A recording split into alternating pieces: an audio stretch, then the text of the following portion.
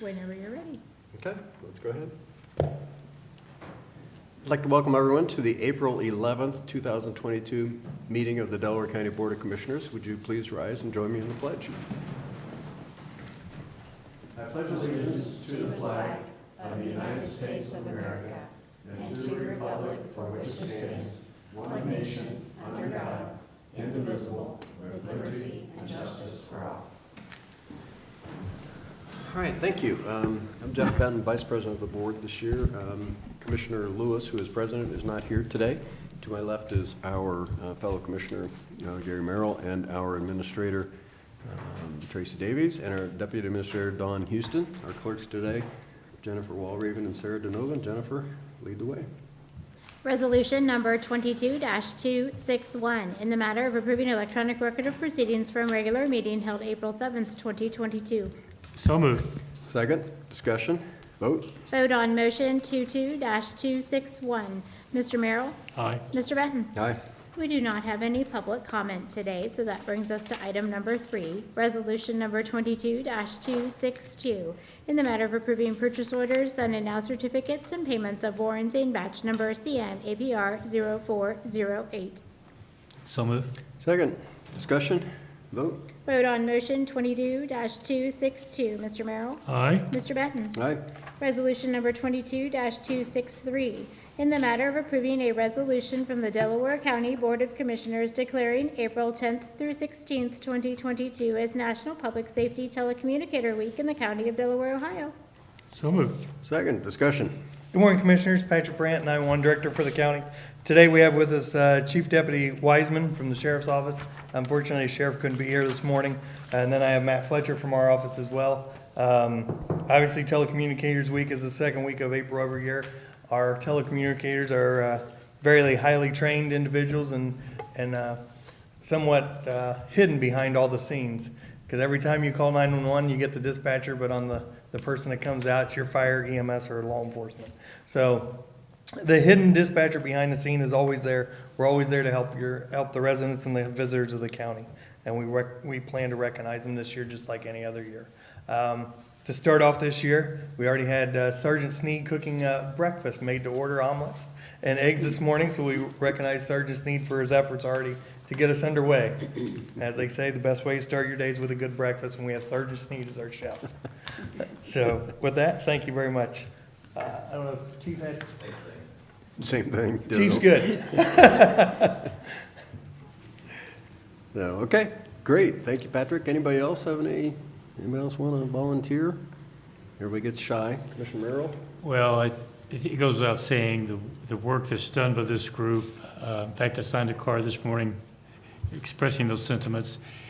They make all the difference in the world when someone has a unexpected incident at their home, and they're the communicator that gets the emergency vehicles out to the site, and they do a lot of things. And they can't underestimate, and we should not underestimate the job they do. And I believe we're providing lunch on Thursday to commissioners. That is correct. Yeah, we've been doing that the last few years. That's really neat.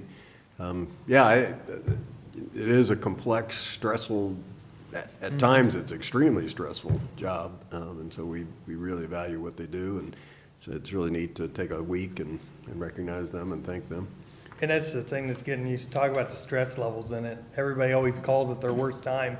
And actually with the next generation of 911 stuff coming around and you're wanting more video, obviously we can handle tech support right now, but they're looking at bringing video into the comm centers.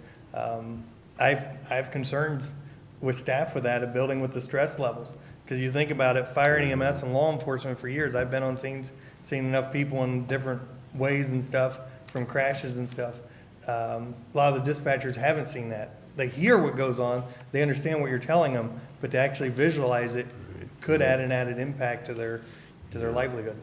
That's interesting. I didn't know that. Is that legislation that's being considered? No, it's not legislation, but it's just the next generation of, so we can get the video in from you guys and we can get it right out to the public safety officials as they're responding there. So if you say it's a bad crash, we can actually see it, and if we need to adjust stuff. There are some areas in I want to say Indiana is fully next-gen compliant, if I remember right, and I want to say Tennessee's working out there. There's a lot of states doing it. The state of Ohio has legislation down there It's in House Bill 445 right now that's looking at revising Next Generation 911 for the state of Ohio, which would be able to get everybody on the same phone, more or less be able to transfer calls a lot easier and get everything routed right. So that's coming, but it's out the legislature being worked on. But that's more technology that's been coming out is we've seen it.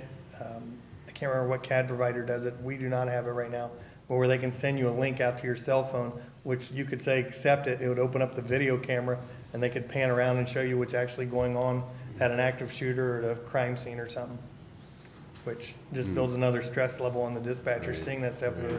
Right now, you saying something is one thing, you visually seeing it is a whole other impact on. Well, I'm not an attorney, but I think it also could raise some privacy Right, I was questions thinking the too. same that- thing. Well, that's why Privacy. it's, Unintended consequences. well, exactly, and that's where you guys have to, the person has to give authorization for it. It's just not wide open. Authorization from the For the- person on the phone, or authorization from the person that's the victim. Well, the person on the phone calling would give it, so we could see what they're actually viewing. But it's stuff coming down the pipeline for dispatchers that is being done in other areas of the state and everything. Or not state of Ohio, but other areas of the country, I should say.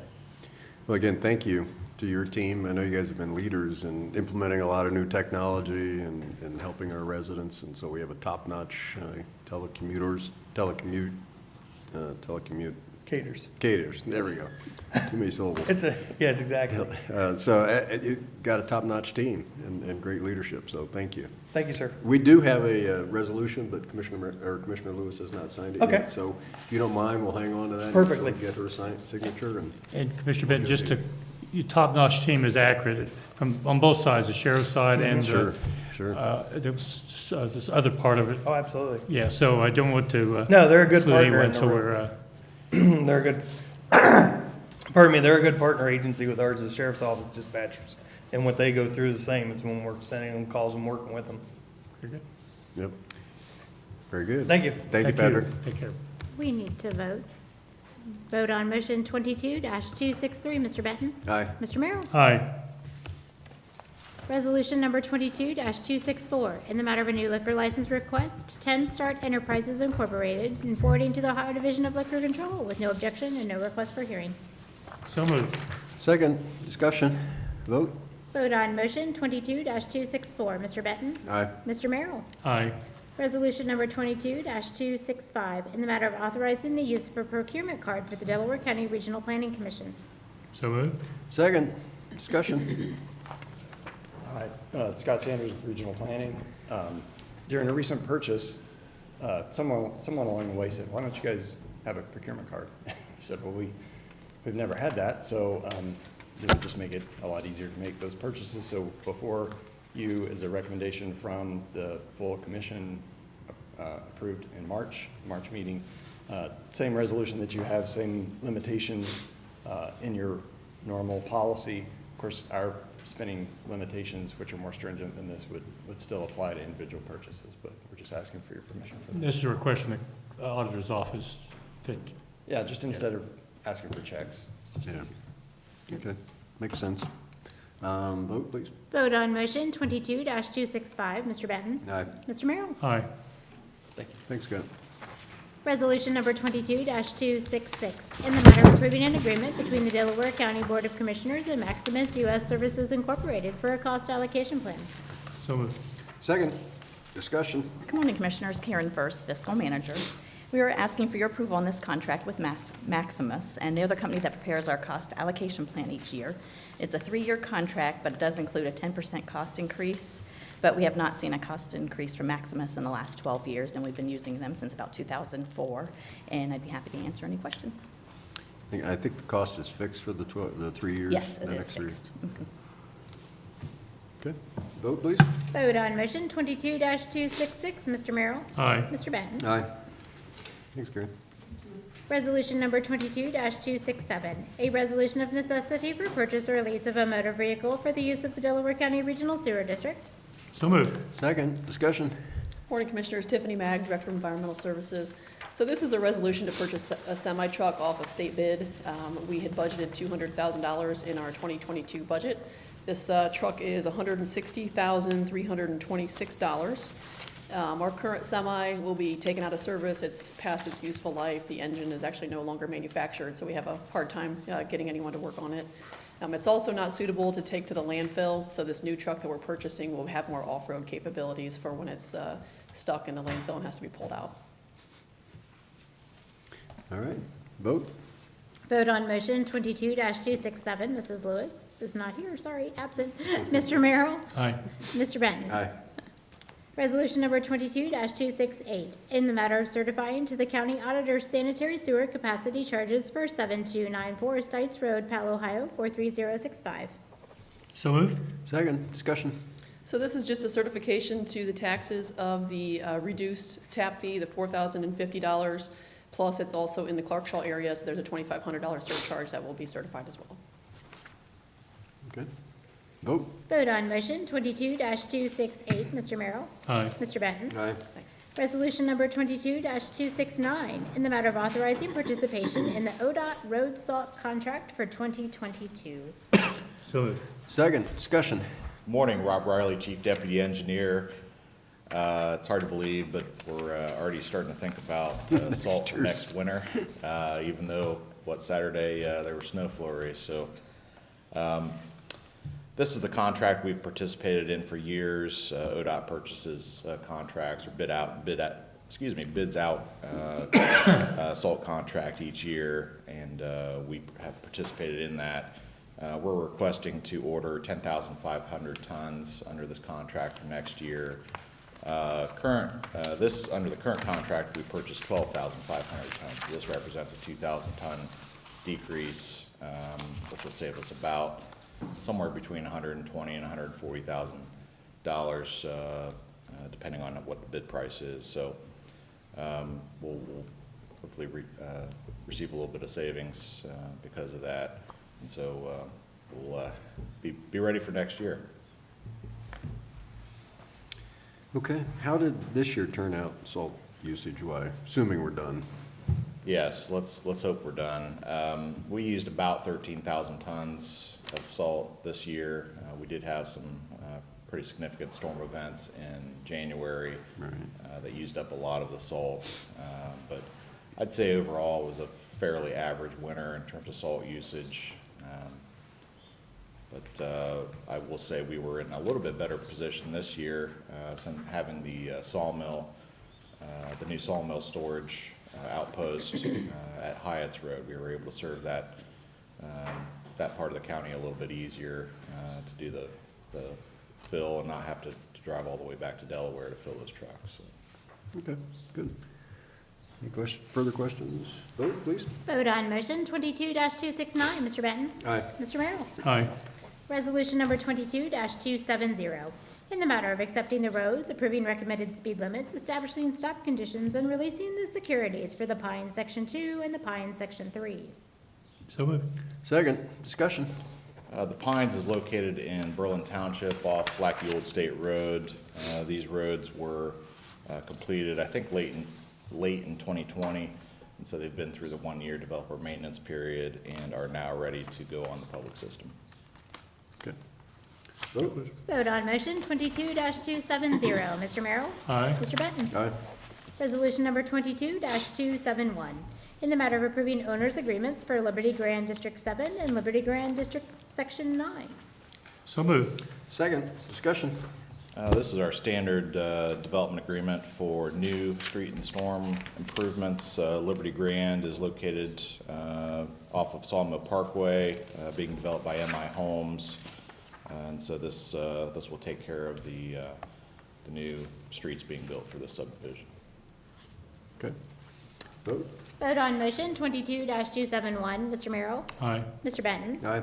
Resolution number 22-272, in the matter of approving a new organizational key and an advance of funds for the 2022 HSIP guardrail upgrade project. So moved. Second, discussion. We received some federal highway grant funding through ODOT and the County Engineers Association to upgrade some guardrail on Old State Road. This will basically replace the ends of those guardrail with new crash-worthy end terminal assemblies, which basically absorb energy if they're hit by a vehicle. They're much safer versus the old assemblies that are in place. And so this will pay for 100% of the costs, and that this grant is worth $200,000. This resolution basically takes care of the accounting for the federal grant. Okay, vote. Vote on motion 22-272. Mr. Benton? Aye. Mr. Merrill? Aye. Resolution number 22-273, in the matter of approving right-of-way work permit summary sheet. So moved. Second, discussion. These are pretty routine right-of-way work permits for utilities. Okay. Vote. Vote on motion 22-273. Mr. Benton? Aye. Mr. Merrill? Aye. Thank you. Thanks, Rob. It is too early to start item number 15, but we do have an other business item for county resolution number 22-274, in the matter of approving a supplemental appropriation and a transfer of appropriations for the administrative services. So moved. Second, discussion. Good morning, Commissioners. Dawn Houston, Deputy Administrator. This supplemental and transfer is necessary for the Employee Benefits Fund. It's basically a timing issue with the revenue that comes in from the departments, excuse me, as well as the employee contributions, along with the lag that we've had in our FSA claims from the carryover from 2021. And we've also had a greater participation level with the FSA than we originally anticipated. So this will help us be able to pay the bills on a timely manner. I'd be happy to answer any other questions you have. Questions? All right, vote. Vote on motion 22-274. Mr. Merrill? Aye. Mr. Benton? Aye. We have time for administrator reports. Good morning, Commissioners. Tracy Davies, County Administrator. Just wanted to give a reminder that the Community Enhancement Grants process will be closing this week on Wednesday, April 13th. So just wanted to remind people to go through that process if they're interested by Wednesday. That's it. Okay. Dawn, anything? I have nothing to add. Thank you. Okay. Commissioner Merrill? Well, I feel like I should mention the Masters, because I know you're going to, but I'm not going to mention it, so I'll leave it up to you. I just have a couple things. I was privileged to attend the Strand event Thursday night, which basically was the ribbon cutting for the concessions area. The Chesron was a donor to help to make that happen, and it reminds us once again that the local businesses and individuals in our community are always out there to help out wherever possible. And in the case of the Strand, the concessions, like most theaters, concessions are a big part of whether you are successful or unsuccessful, because the majority of the money, a high majority of the money from the movies goes back to the filmmakers. And it's a good event, and kudos to the Chesron and Chesron family for all that they did to make that happen, Mr. Gill and his family.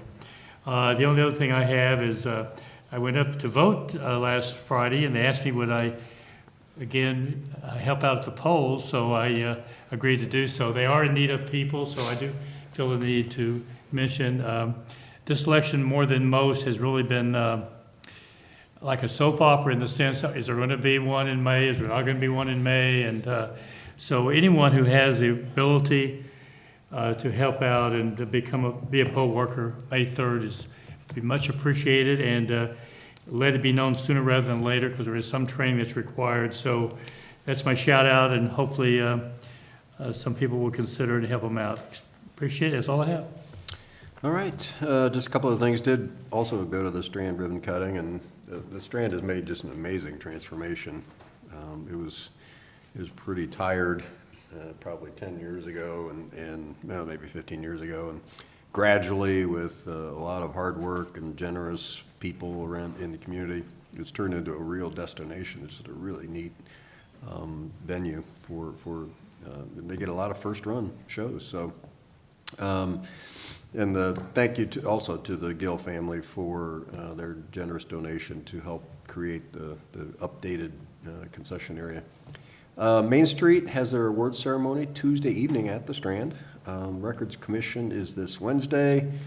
Memorial Luncheon is also this Wednesday down in Columbus. And Commissioner Merrill, you going? Yeah, to that? going. Good, that's what I thought. That's always fun. And that's about it. So we have 10 minutes until Correct, we'll have to Go- recess. go into recess for 10 minutes, and we have no need for executive session. Correct, no need. Good.